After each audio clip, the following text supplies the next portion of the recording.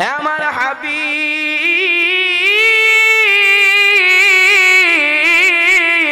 সরকারি মদিনা,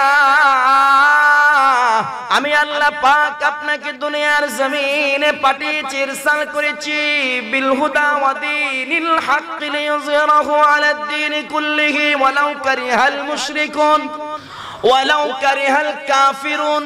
আমি আল্লাহ আপনাকে দুনিয়ার জমিনে পাঠিয়েছি ইসলাম প্রচার করার জন্য এবং হক সত্য দ্বীনের প্রতিষ্ঠা করার জন্য। নবী গো আমার, কাফিররা আপনাকে আঘাত দিচ্ছে, আপনার পিঠের উপরে নাড়ি ভুঁড়ি দিয়ে দিচ্ছে। ইয়া রাসূলুল্লাহ, ইয়া হাবিবাল্লাহ, হুজুর গো এটা তো সামান্য, সামনে আরো অনেক বড় ধরনের পরীক্ষা আপনাকে দিতে হবে, আপনি প্রস্তুতি গ্রহণ করুন। নবীজি আমার ডাক দিয়ে বললেন, আয় রাব্বুল আলামিন, আমার জীবন নয় শুধু আল্লাহ, আমার পরিবার পরিজন সকলকে আমি রাসূল তুমি আল্লাহ রাব্বুল আলামিনের দ্বীনের জন্য কুরবান করে দিলাম। সুবহানাল্লাহ। আল্লাহর নবী ইসলাম প্রচার করতে করতে নবীজি আমার চলে গেলেন মক্কা থেকে বহু দূরে। নবীজি আমার মক্কার দূরে চলে যায়। নবীজি আমার পরিবারের সঙ্গে যোগাযোগ বিচ্ছিন্ন হয়ে গেল। একদিন হলো, 2 দিন হয়ে গেল, 3 দিন হয়ে গেল, গোটা মক্কায় নবীজির খবর নাই। নবীজি কোথায় হারিয়ে গেল? সাহাবায়ে কেরাম আমার নবীজিকে তালাশ করে।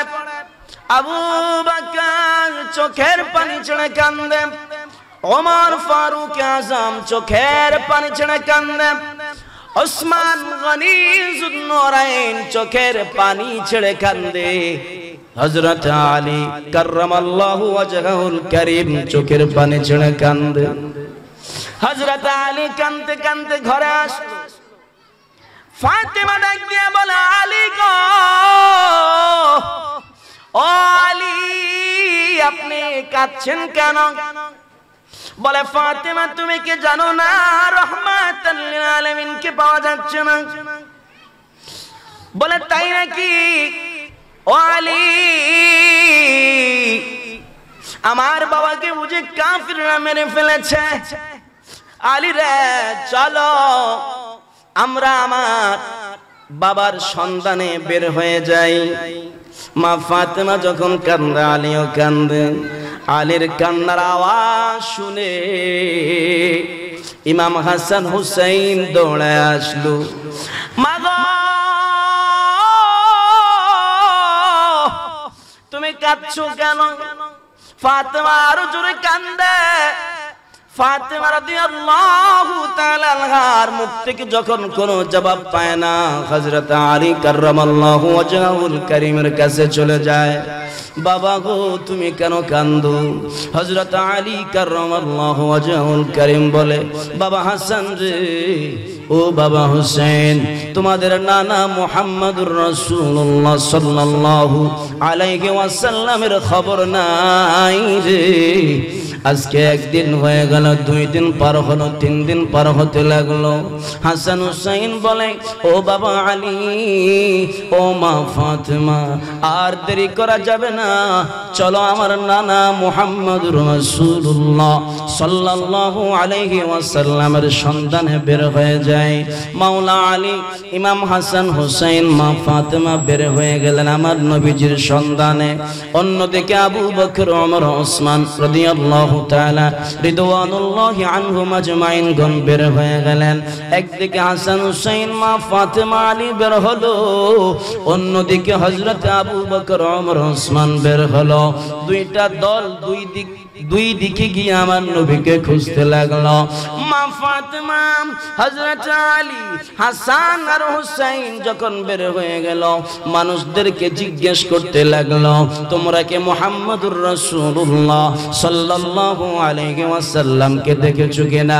বলে, মুহাম্মদকে আমরা জানি না, মুহাম্মদকে আমরা চিনি না, তবে এমন একটা সুন্দর মানুষ যার চাইতে সুন্দর মানুষ মক্কা মদিনায় আর হতে পারে না। এই মানুষটা আজকে 3 দিন পর্যন্ত গুহার ভিতরে সিজদায় পড়ে পড়ে কাঁদতেছে। ইমাম হাসান বলে, মা গো, ও মা, আর বুঝতে বাকি নাই, আর কেউ নয়, আমার নানা মুহাম্মাদুর রাসূলুল্লাহ সাল্লাল্লাহু আলাইহি ওয়াসাল্লাম সিজদায় পড়ে উম্মতের জন্য কান্দে। ইমাম হাসান বলে, মা গো, বুঝতে আর বাকি নাই, যেই বর্ণনা দিয়েছে আমার নবীজির মতো সুন্দর, আমার নানার মতো সুন্দর আর কেউ হতে পারে না আসমানের নিচে জমিনের উপরে। এই জন্য হাসান বিন সাবিত আমার নবীজির চেহারা মুবারকের সৌন্দর্য দেখে আমার নবীজির প্রশংসা এমন ভাবে করতে লাগলো, আমার নবীজি খুশি হইয়া আমার নবীজির চাদর মোবারকটা হাসান বিন সাবিতকে দান করে দিল। জোরে বলুন সুবহানাল্লাহ, আরো জোরে বলুন না সুবহানাল্লাহ। এই জন্য আমার নবী যেহেতু সুন্দর, ও আহসানু মিনকা লাম তারা কাত্তু আইনি ও আজমালু মিনকা লাম তালিদিন নিসা।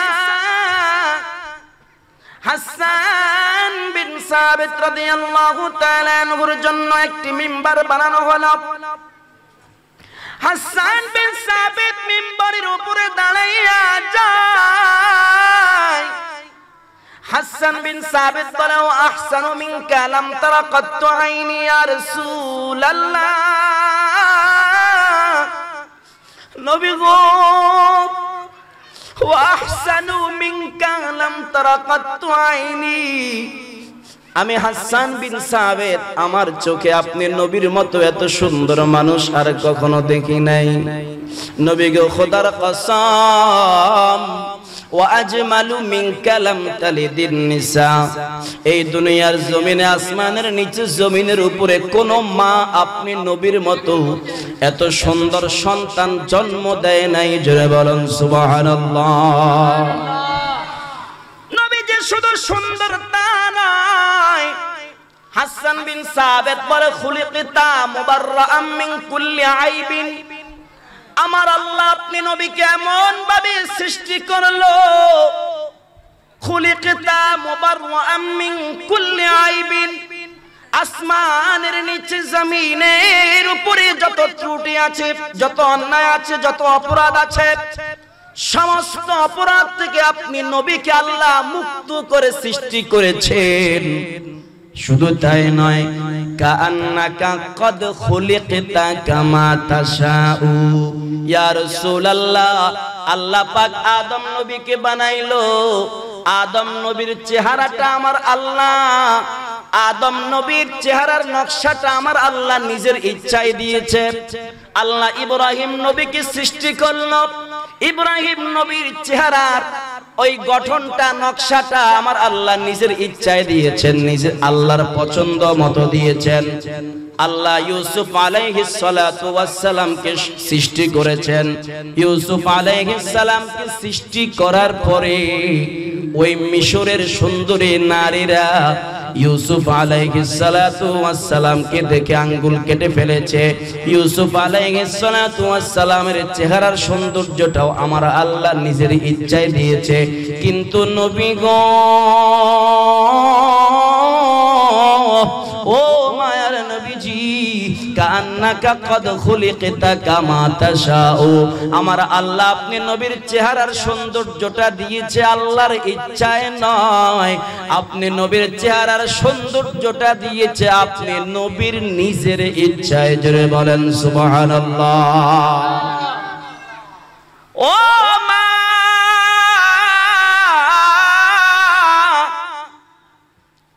যেহেতু এই লোকটা বলল এত সুন্দর মানুষ মক্কায় আর দেখে নাই, আর কেউ নাই গো মা, ইনি আমাদের নানা মুহাম্মাদুর রাসূলুল্লাহ। মা ফাতিমা দৌড়াইয়া যায়, চোখের পানি ছেড়ে ডাক দিয়ে বলে, ও বাবা আর কাঁদতে হবে না, গুহার ভিতরে বাবা গো আপনি মাথা মোবারকটা উঠান। নবীজি আমার মাথা মোবারকটা উঠায় না, নবীজি মাথা উঠায় না। হযরত আলী ডাক দিয়া বলে, ইয়া রাসূলুল্লাহ,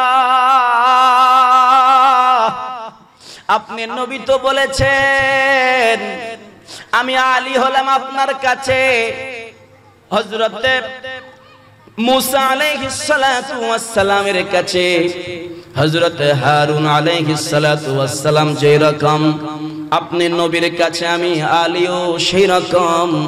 নবী গো আমি আলী বলছি, আপনি মাথা মোবারকটা উঠান। নবীজি মাথা মোবারকটা উঠায় না। ইমাম হাসান রাদিয়াল্লাহু তাআলা আনহু ডাক দিয়ে বলে, নানা জান, ও নানা জান চেহারা মোবারকটা উঠান, মাথা মোবারকটা উঠান।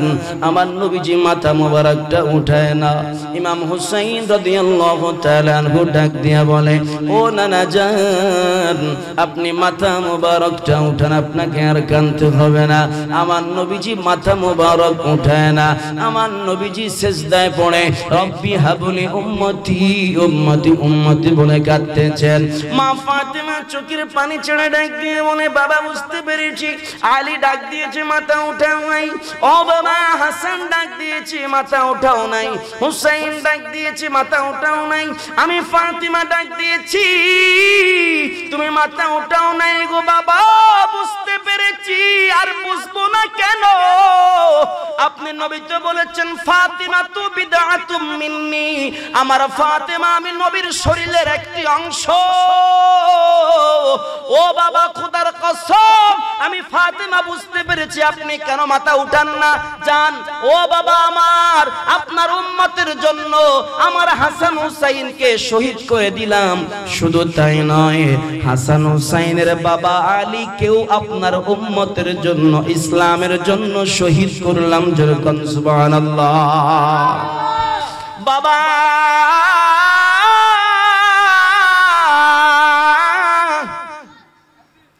আমার হাসানকে হুসাইনকে আপনার ইসলামের জন্য শহীদ করে দিব। ও বাবা আমার স্বামী আলীকে আপনার ইসলামের জন্য শহীদ করে দিব। নবীজি আমার সিজদা থেকে মাথা উঠাইলো, হাসানকে ডান উরু মুবারকের মধ্যে বসানো, ইমাম হুসাইন রাদিয়াল্লাহু তাআলা আনহুকে বাম উরুর মধ্যে বসালো। ইমাম হাসান রাদিয়াল্লাহু তাআলা আনহুর কপালের মধ্যে চুমা লাগাইলো। ইমাম হুসাইন রাদিয়াল্লাহু তাআলা আনহুর কণ্ঠনালীর মধ্যে চুমা লাগাইলো। ইমাম হুসাইন রাদিয়াল্লাহু তাআলা আনহু ডাক দিয়া বলে, নানা জান এটার কাহিনীটা তো বুঝতে পারলাম না। বলে কি? বলে আপনি আমার ভাই হাসানের কপালের মধ্যে চুমু দিয়েছেন, আমি হুসাইনের কণ্ঠনালীর মধ্যে চুমা দিয়েছেন, এর মধ্যে কারণটা কি? আমার নবীজি ডাক দিয়া বললেন, হুসাইন রে শুনো, ও হুসাইন শুনো শুনো, আমি হাসানের কপালের মধ্যে চুমা দিয়েছি, তোমার কণ্ঠনালীর মধ্যে কেন চুমা দিয়েছি শুনো। ও হুসাইন রে, আমি হাসানের কপালে চুমা দিয়েছি, ইচ্ছা করলে তোমার কপালেও চুমা দিতে পারতাম, কিন্তু আমি নানা তোমার কণ্ঠনালীর মধ্যে চুমা দিয়েছি। এই জন্য 61 হিজরিতে কারবালার ময়দানে ওই দুষ্টু ইয়াজিদ বাহিনী তুমি হুসাইনের গলা দিয়ে ছুরিটা চালাইতে চাইবে, আমি রাসূলুল্লাহ তোমার গলার মধ্যে চুমা লাগাইলাম। এই জন্য তোমার গলার মধ্যে চুমা লাগায়া তোমার এই কণ্ঠনালীটা শক্ত করে দিলাম, ওই শিমর যেন তোমার গলা দিয়া ছুরি চালাইতে না পারে। তুমি যখন আল্লাহর প্রেমে যখন মগ্ন হয়ে যাবে, আল্লাহর কুদরতি পায়ের মধ্যে যখন সিজদা দিবে, আল্লাহর দিদার যখন তুমি অর্জন করবে, আল্লাহর দিদার পেতে পেতে তুমি শহীদ হবে। আমি রাসূল এই জন্য তোমার কণ্ঠনালীর মধ্যে চুমা দিয়েছি। যেরকম সুবহানাল্লাহ। ও সাইদ, আপনাকে আমার নবী বলেছেন আল হাসানু ওয়াল হুসাইনু সাইয়্যিদা শাবাবি আহলিল জান্নাহ। আমার নবীজি বলেছেন, হুসাইন গো, নবীজি আমার মসজিদে নববীর মধ্যে বলেছেন। এই হাদিসটা বর্তমানে আমাদের দেশে অনেক ইয়াজিদ বাহিনীরা মানতে চায় না।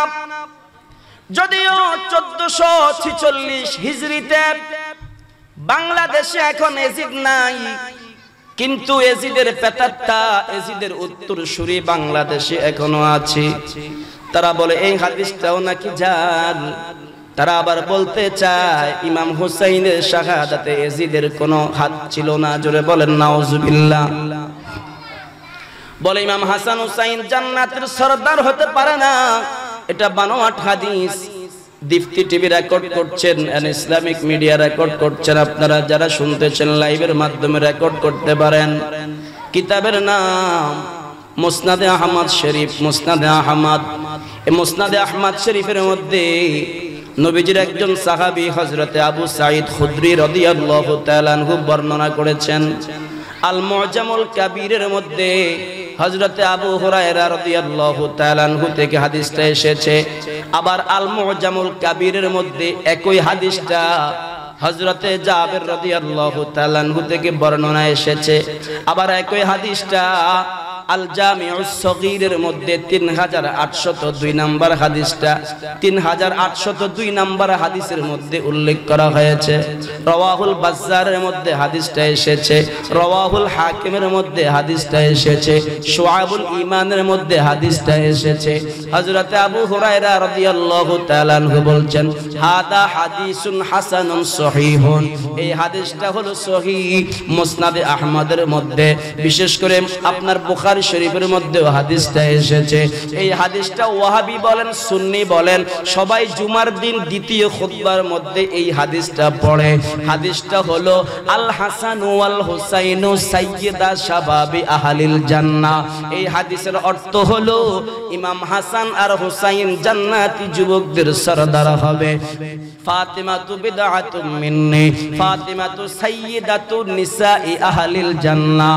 হযরত আবু সাঈদ খুদরি রাদিয়াল্লাহু তাআলা আনহু বলছেন, হযরত আবু হুরায়রা রাদিয়াল্লাহু তাআলা আনহু বলছেন, হযরত জাবের রাদিয়াল্লাহু তাআলা আনহু বলছেন, এই হাদিসটা হলো মুতাওয়াতির হাদিস। মুতাওয়াতির হাদিস কাকে বলে?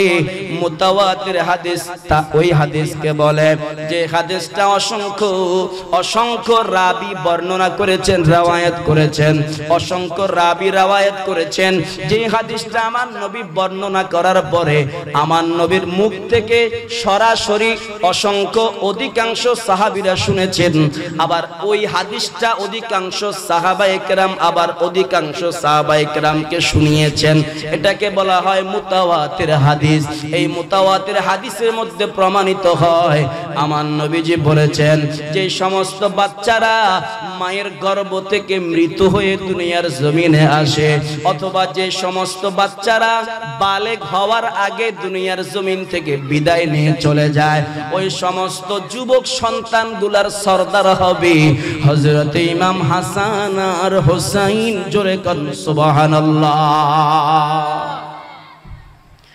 নবীজি আমার বলেছেন, জান্নাতি যুবকদের সরদার হযরত ইমাম হাসান আর হুসাইন রাদিয়াল্লাহু তাআলা আনহুমা। জোরে কোন সুবহানাল্লাহ। নারায়ে তাকবীর, নারায়ে রিসালাত। জোরে কোন নারায়ে তাকবীর, নারায়ে রিসালাত। আহলে সুন্নাত ওয়াল জামাত। প্রধান মেহমানের আগমন, প্রধান অতিথির আগমন, মুফতি আল্লামা শহীদুল্লাহ বাহাদুর হুজুরের আগমন, এলাকাবাসীর পক্ষ থেকে জোরে কান্না সুবহানাল্লাহ। আমাদের প্রধান মেহমান আমার হুজুরে যে হাসি দিছে আমার দিকে তাকাইয়া, মাশাআল্লাহ, হুজুরের হাসিটা আল্লাহ কবুল করুক। এই হাসিটা যেন আল্লাহ আরো দীর্ঘ করে, হুজুরের এই খেদমতকে যেন আল্লাহ আরো দীর্ঘ করে। জোরে বলুন আমিন। ভালোবাসার জায়গা মদিনা, ভালো লাগার জায়গা মদিনা বলেন ভালো লাগার জায়গা মদিনা ভালোবাসার জায়গা মদিনা এত সুন্দর জায়গা কোথাও দেখি না এত সুন্দর জায়গা কোথাও দেখি না সাজিয়েছেন দয়াল রব্বানা সাজিয়েছেন দয়াল রব্বানা ভালোবাসার জায়গা মদিনা ভালোবাসার জায়গা মদিনা ভালো লাগার জায়গা মদিনা সুবহানাল্লাহ বলেন ভালো লাগার জায়গা মদিনা ভালোবাসার জায়গা মদিনা মদিনা শরীফে নূরের খজিনা মদিনা শরীফে নূরের খজিনা মদিনা শরীফে নূরের খজিনা আশিক ছাড়া অন্য বুঝি না আশিক ছাড়া অন্য বুঝি না মদিনা ভালো লাগার জায়গা মদিনা ভালোবাসার জায়গা মদিনা সুবহানাল্লাহ আমার সাথে বলেন ভালোবাসার জায়গা মদিনা ভালো লাগার জায়গা মদিনা বলেন ভালো লাগার জায়গা মদিনা ভালোবাসার জায়গা মদিনা এত সুন্দর জায়গা কোথাও দেখি না এত সুন্দর জায়গা কোথাও দেখি না সাজিয়েছেন দয়াল রব্বানা বলেন সাজিয়েছেন দয়াল রব্বানা ভালোবাসার জায়গা মদিনা ভালো লাগার জায়গা মদিনা ইমাম হুসাইন রাদিয়াল্লাহু তাআলা আনহু জান্নাতি যুবকদের সরদার হওয়ার পরে দুনিয়ার জমিনে আমার নবীজির চেহারা মুবারক দেখে দেখে প্রশান্তি লাভ করার পরেও ও ইমাম হুসাইন কারবালার ময়দানে আপনি শহীদ হলেন তার কারণটা কি মাওলা ইমাম হুসাইন আলাইহিস সালাম ডাক দিয়ে বলবেন 61 হিজরিতে কারবালার ময়দানে আমি শহীদ হয়েছি গদির জন্য নয় টাকার জন্য নয় রাজত্বের জন্য নয় 61 হিজরিতে কারবালার ময়দানে আমি শহীদ হয়েছি নানার উম্মতকে জাহান্নাম থেকে মুক্ত করে জান্নাতে দেওয়ার জন্য জোরে বলুন সুবহানাল্লাহ ভাইরা আমার আল্লাহর নবী হাদিস শরীফের মধ্যে ইঙ্গিত করে বলে গিয়েছেন যে আমি নবীজির পরে কে খেলাফত প্রাপ্ত হবেন খলিফা হবেন নবীজি বলেছেন খায়রু উম্মতি করনি সবচাইতে উত্তম যুগ হলো আমি নবীর যুগ খায়রু উম্মতি করনি সুম্মা আল্লাযীনা ইয়ালুনাহুম সুম্মা আল্লাযীনা ইয়ালুনাহুম নবীজি বলছেন সবচাইতে সর্বশ্রেষ্ঠ যুগ হলো আমি নবীর যুগ এরপর হলো তাবিঈদের যুগ এরপর হলো তাবিঈদের যুগ কিন্তু আমার নবী এখানে যে করনি শব্দটা বলেছেন কেন বলেছেন কফ র নুন ইয়া চারটি অক্ষর আমার নবী বললেন কফ র নুন ইয়া যেটার উচ্চারণ হয় করনি এই করনি মানেটা কি এই করণের মানেটা হলো আমার নবীজির পরে কে খেলাফত পাবেন কে রাষ্ট্রপ্রধান হবেন আমার নবীজি খেলাফত বন্টন করে গিয়েছেন মুহাদ্দিসিনে কেরামগণ বলেন করণীর কব দ্বারা আবু বকর সিদ্দিক সিদ্দিক রাদিয়াল্লাহু তাআলা আনহু নামের শেষে আছে কফ আমার নবীজি বুঝিয়ে দিলেন আমি নবীজির পরে যদি খলিফা হয়, খলিফাতুর রাসূল হয়, আমি রাসূল তাকে আমার খলিফা নিযুক্ত করে গেলাম। এবং হাদিসের ভাষায় আমার নবীজি ইরশাদ করে গেলেন, আমার নবীজির খলিফা বলা হয়, খলিফাতুর রাসূল বলা হয় হযরত আবু বকর সিদ্দিক রাদিয়াল্লাহু তাআলা আনহুকে। এই জন্য আমার নবীজি বললেন করনি, কফ আবু বকর সিদ্দিক। এরপর বলা হয়েছে র। এই র দ্বারা কি বোঝা যায়? র দ্বারা বোঝা যায় ওমর। আইন মিম র। ওমর লিখতে, ওমর শব্দটি লিখতে তিনটি অক্ষর লাগে, আইন মিম র। ওমর, ওমর লিখতে শেষের যে অক্ষরটি র, এই র দ্বারা আমার নবীজি হযরত ওমর ফারুককে বুঝিয়েছেন। এরপরে নুন দ্বারা আমার নবীজি কি বুঝিয়েছেন? আমার নবীজি বুঝিয়েছেন ওসমান। ওসমান লিখতে আইন থা মিম আলিফ নুন। আমার নবী বুঝিয়েছেন হযরত ওসমান রাদিয়াল্লাহু তাআলা আনহুকে। এরপরে ইয়া দ্বারা আমার নবী কি বুঝিয়েছেন? ইয়া দ্বারা আমার নবী বুঝিয়েছেন আইন লাম ইয়া আলী। অর্থাৎ সর্বপ্রথম খলিফা হবে আবু বকর, দ্বিতীয় খলিফা হবে ওমর, তৃতীয় খলিফা হবে হযরত ওসমান, চতুর্থ খলিফা হবে হযরত আলী কাররামাল্লাহু ওয়াজহাহুল কারীম। আমার নবীজির ইন্তেকালের পরে খলিফা হয়ে গেলেন হযরত আবু বকর। হযরত আবু বকরের ইন্তেকালের পরে খলিফা হয়ে গেলেন হযরত ওমর। হযরত ওমরের ইন্তেকালের পরে খলিফা হয়ে গেলেন হযরত ওসমান গনি। হযরত ওসমান গনি যুন্নুরাইনের ইন্তেকালের পরে খলিফা হয়ে গেলেন হযরত আলী। হযরত আলী কাররামাল্লাহু ওয়াজহাহুল কারীমের পরে খলিফা হয়ে গেলেন হযরত ইমাম হাসান রাদিয়াল্লাহু তাআলা আনহু। ইমাম হাসান রাদিয়াল্লাহু তাআলা আনহু 6 মাস তিনি রাষ্ট্র পরিচালনা করলেন। 6 মাস রাষ্ট্র পরিচালনা করার পরে খেলাফতের মাসনাদে এসে গেলেন হযরত আমিরে মুআবিয়া। আমিরে মুআবিয়া রাদিয়াল্লাহু তাআলা আনহু যখন খেলাফত চালাচ্ছিলেন, খেলাফত চালিয়ে যখন তিনি বার্ধক্যে চলে গেলেন, বৃদ্ধ যখন হয়ে গেল, এইদিকে ওই পাপিষ্ঠ ইয়াজিদ জাহান্নামের কীট নরাধাম ইয়াজিদ যখন যুবক হতে লাগলো, 22-23 বছরের যুবক হয়ে গেল, তার বাবা আমিরে মুআবিয়া রাদিয়াল্লাহু তাআলা আনহুকে যখন ঘরবন্দি করে ফেললো, আমিরে মুআবিয়া রাদিয়াল্লাহু তাআলা আনহুকে ঘরবন্দি করে ইয়াজিদ চতুর্দিকে ছড়িয়ে দিল। আমিরে মুআবিয়া ইন্তেকাল করেছে, যেহেতু আমার বাবা আমিরে মুআবিয়া ইন্তেকাল করেছে, আজকে থেকে আমি হব রাজা। জোরে কর নাউজুবিল্লাহ। অথচ এই ইয়াজিদ কেমনে রাজা হয়? এই ইয়াজিদ ছিল নাপাক, সে মদ্যপায়ী ছিল, মদ পান করত। এই ইয়াজিদ বলেছে সৎ মাকে বিয়ে করা জায়েজ।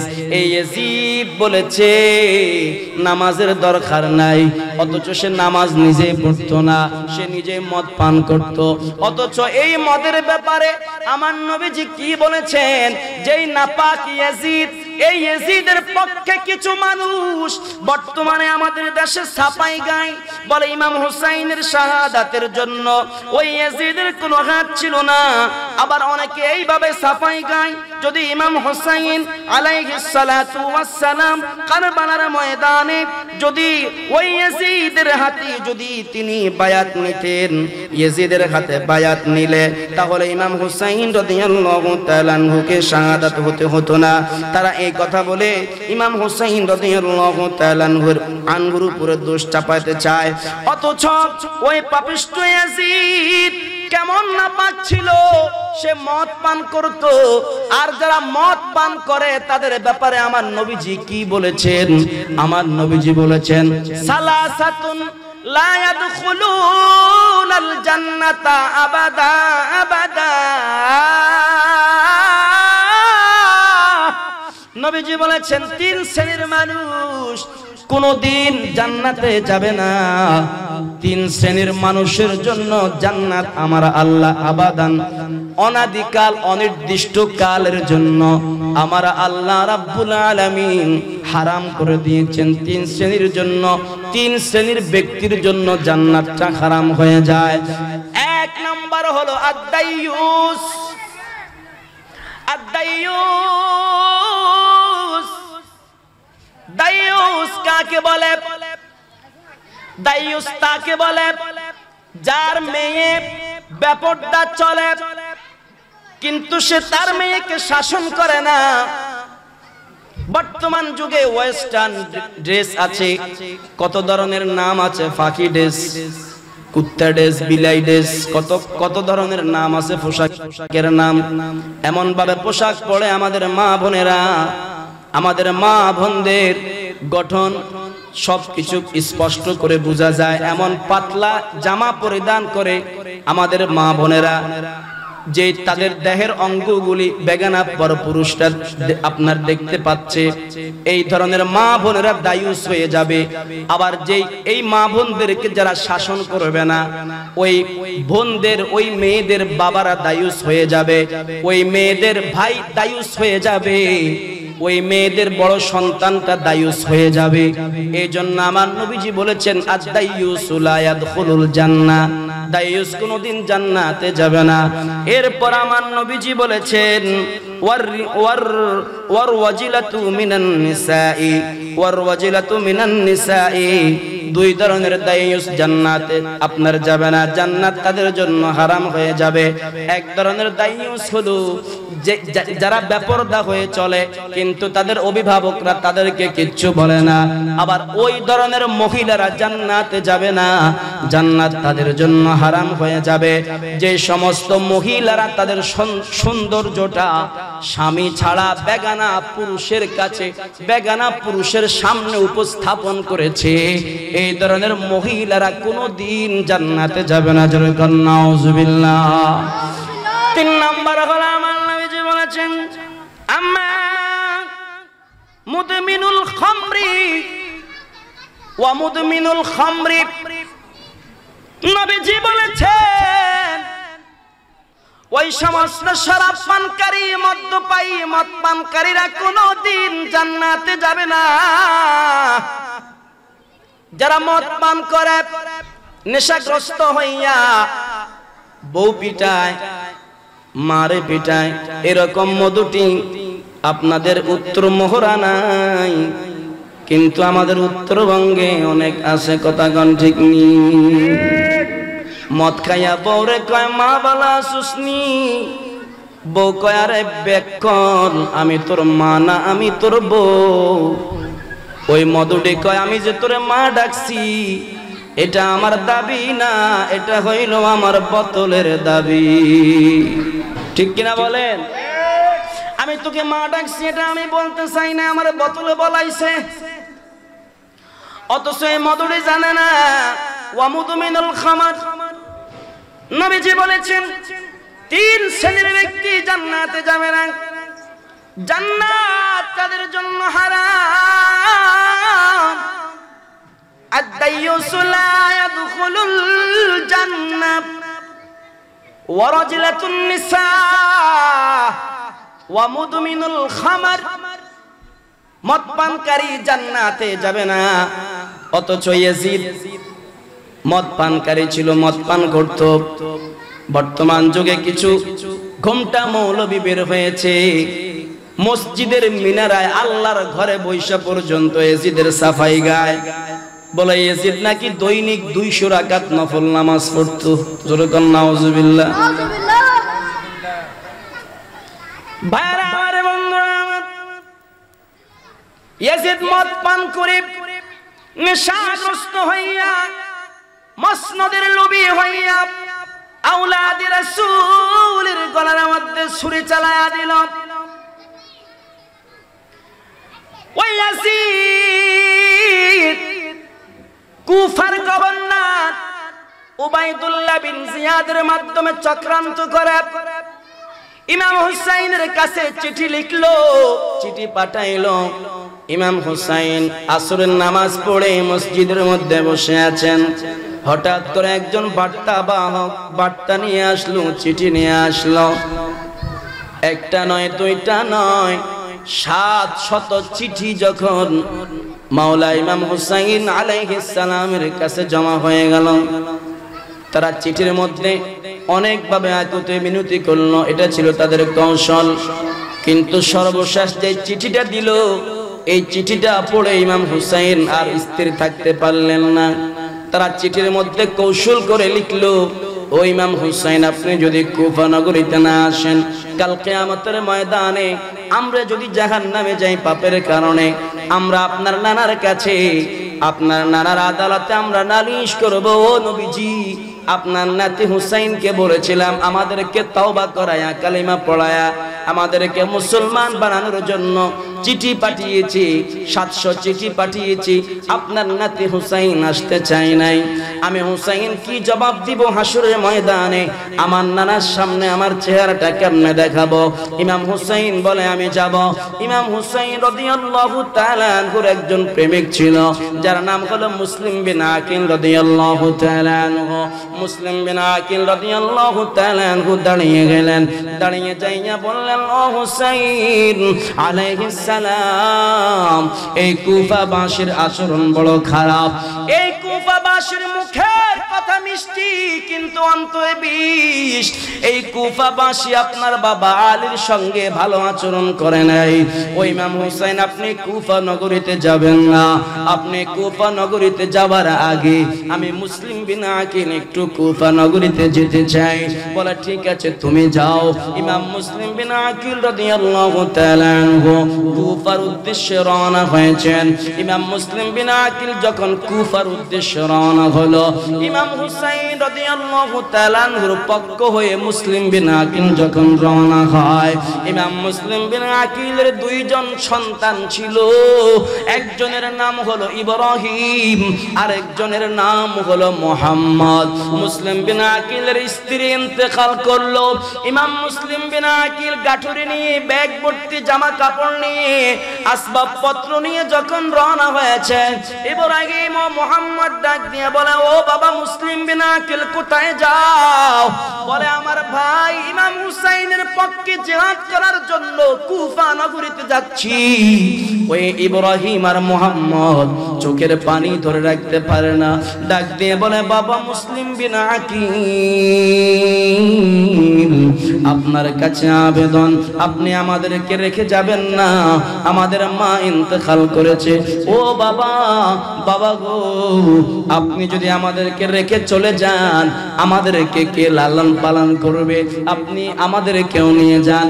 ইমাম মুসলিম বিন আকিল উনার দুইজন সন্তান ইব্রাহিম এবং মুহাম্মদকে নিয়ে রওনা হলেন। আমার ভাইরা, অনেক লম্বা চওড়া ঘটনা। ইমাম মুসলিম বিন আকিল গেলেন। ইমাম মুসলিম বিন আকিলের কাছে লক্ষাধিক মুসলমান বায়াত গ্রহণ করলো, কিন্তু দেখা গেল ইমাম মুসলিম বিন আকিল রাদিয়াল্লাহু তাআলা আনহু যখন তাদেরকে নিয়ে নামাজের মধ্যে দাঁড়িয়েছেন, আল্লাহ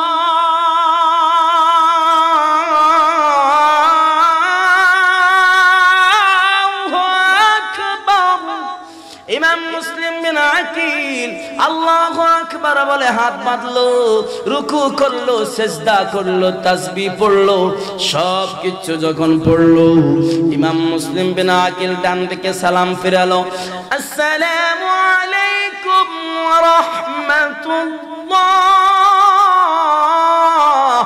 ডান দিকে সালাম ফিরায়া দেখে একটা মুসল্লিও নাই, বাম দিকে সালাম ফিরায়া দেখে একটা মুসল্লিও নাই।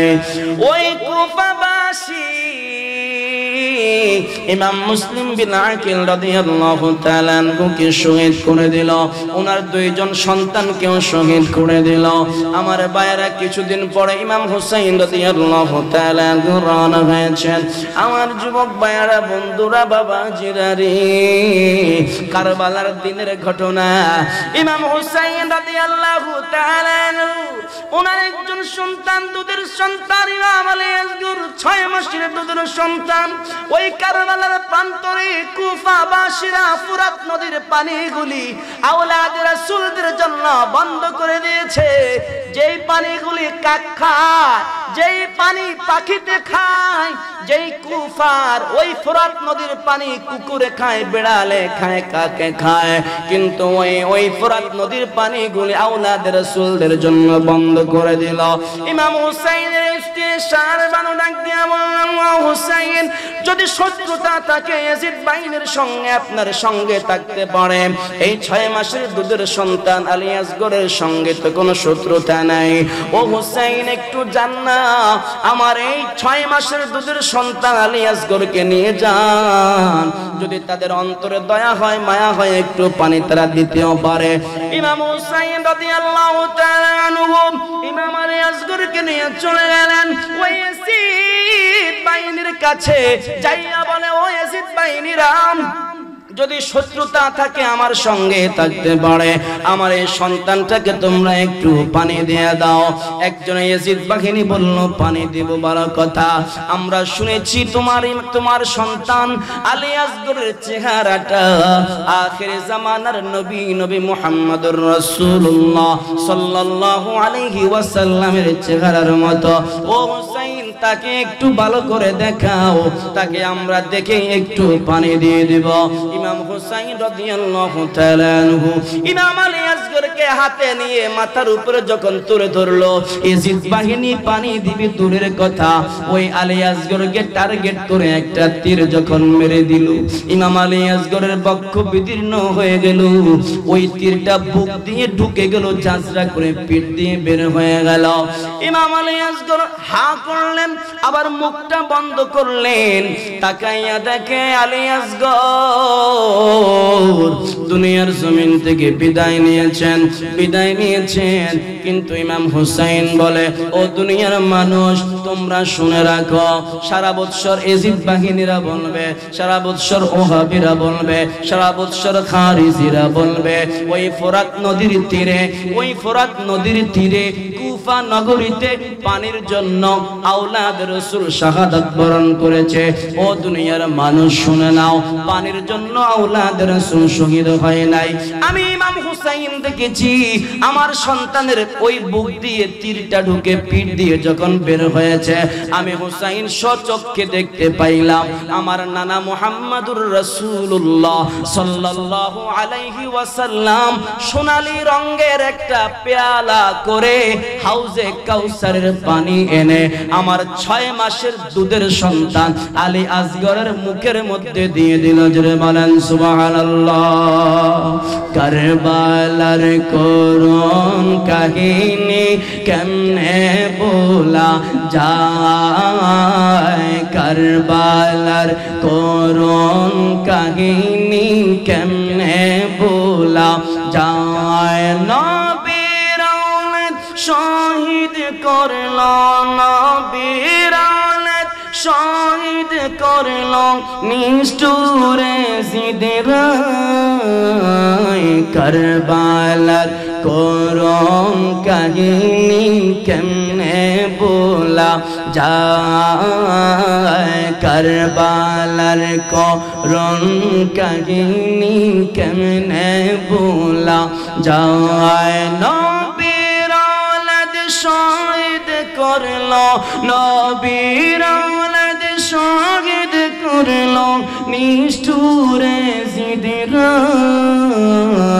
কারবালার করুণ কাহিনী কেমনে বলা যায়, কারবালার করুণ কাহিনী লা যায়।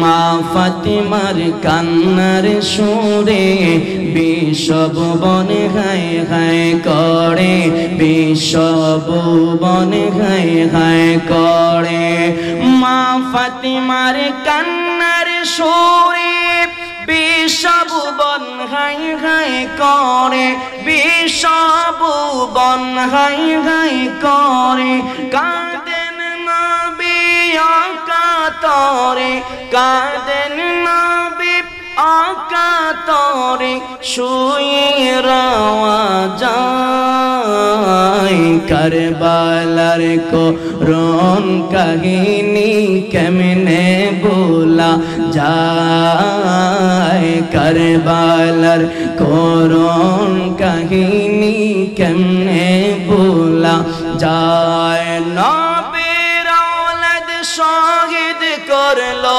নবীর আওলাদ শহীদ করলো নিষ্ঠুরে জিদরা,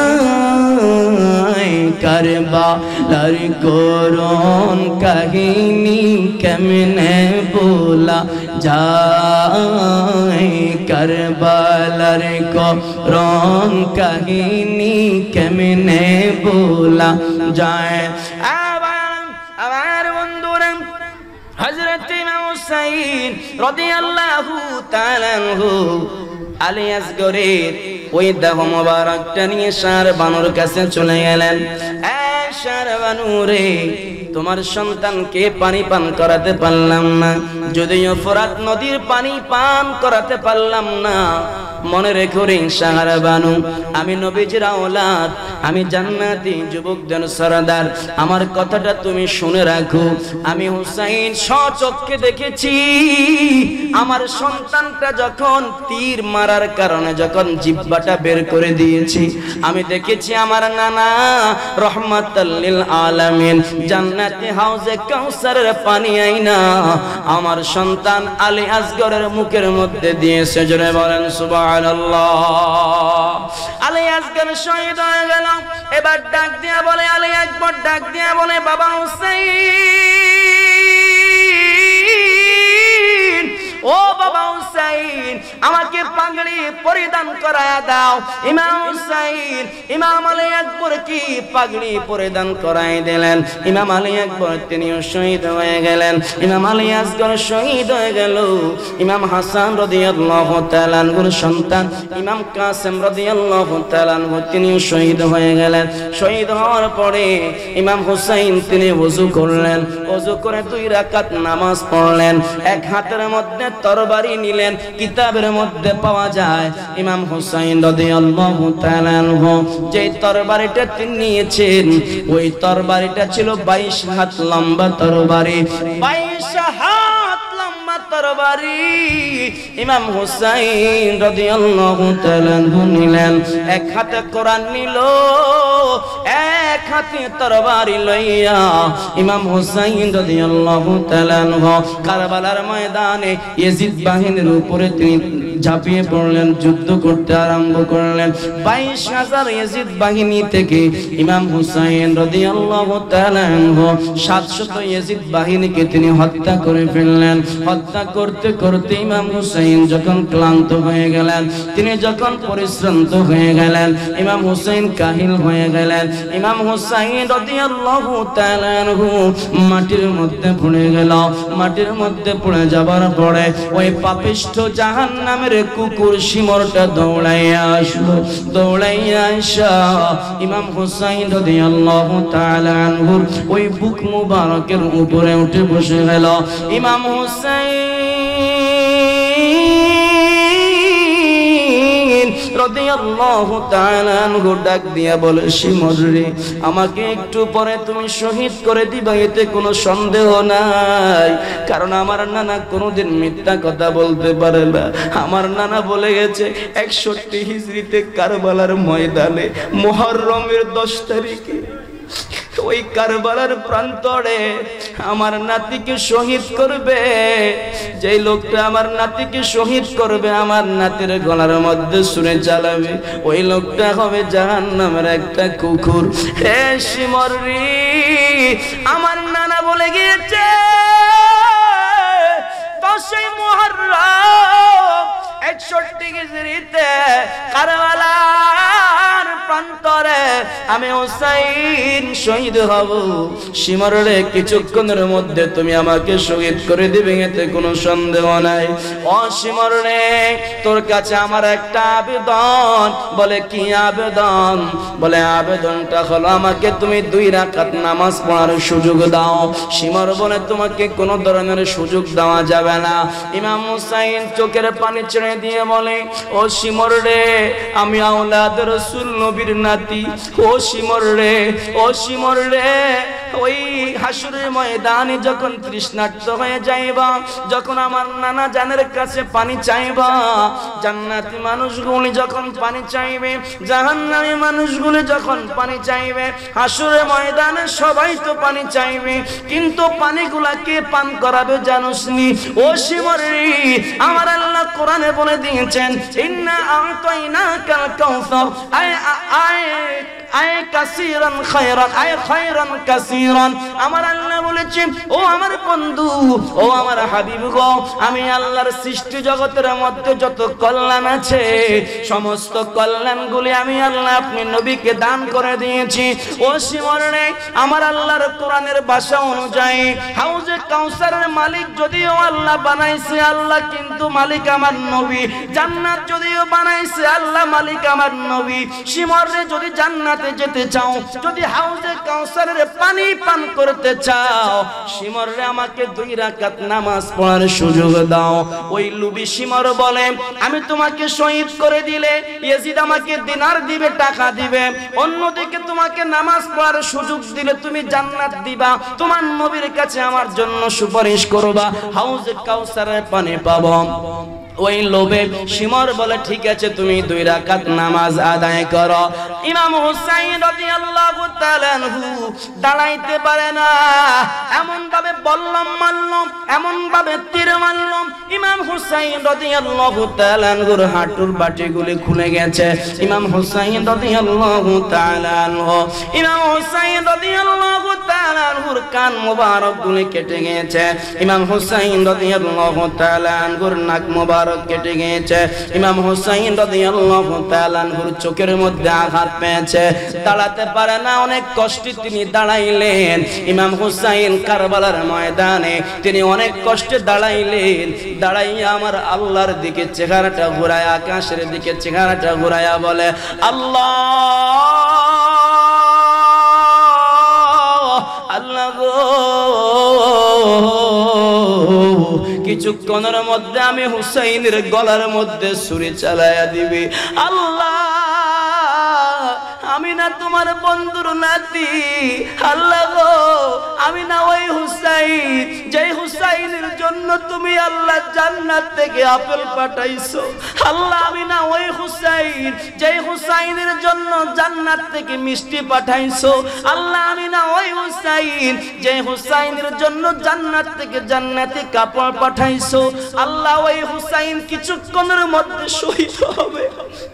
আল্লাহ, তোমার কাছে একটা আবেদন আমি হুসাইনে, সেই আবেদনটা হলো, আল্লাহ কিছুক্ষণের মধ্যে শিওর আমার গলার মধ্যে ছুরি চালায়া দিবি।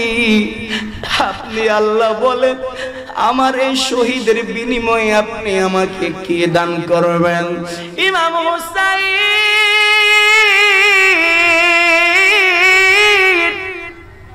আকাশের দিকে তাকাইয়া আমার আল্লাহর সঙ্গে প্রেমের কানেকশন লাগাইলো।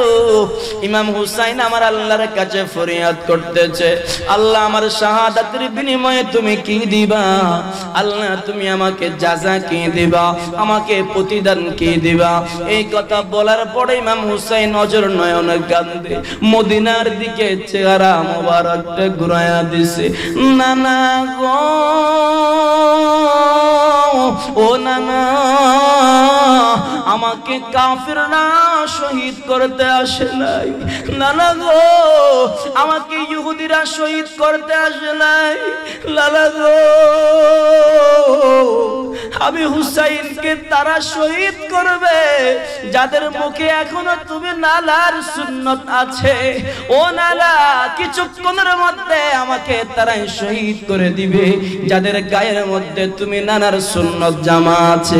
নানা গো, ও লালা, তোমার কাছে একটা ফরিয়াদ জানাই। ও লালা, কিছুক্ষণের মধ্যে ওই শিমর আমার গলার মধ্যে ছুরি দিবে, আমাকে শহীদ করে দিবে। নানা গো,